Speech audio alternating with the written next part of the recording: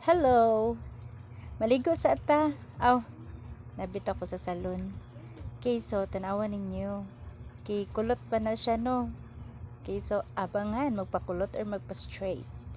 Okay, so mana siya giwash ni ate. And then kuan ako dara. So si ate ang akong suki.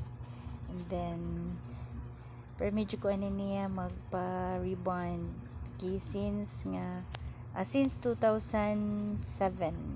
Yeah, dugay na kayo. And then wala siya sig tabi-tabi lang guys para di po kay duka kay magpasalon. Okay, so yay, nagpa-dry na.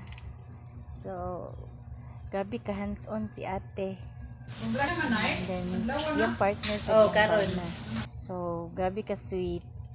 Mo na nga kuan nindot pud ang ilahang padagan sa ilang business no. So mo na siya kulot kayo guys. Pero sige lang kay solve yan mamaya, di ba? So loving kini silang duha and then see nana sila ka kuan katimos ang ilang gugma. Bitaw, thank you so much kay grabe gid ang effort nila sa akong buhok. So mo na then pagkaman og wash ipa-dry na sad and then kanang mo na di ba hapit na mahuman.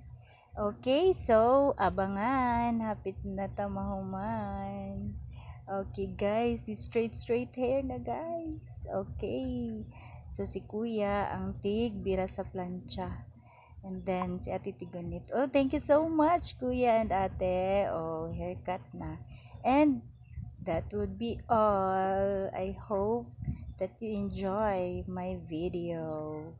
Thank you for watching. Muna na siya. Thank you.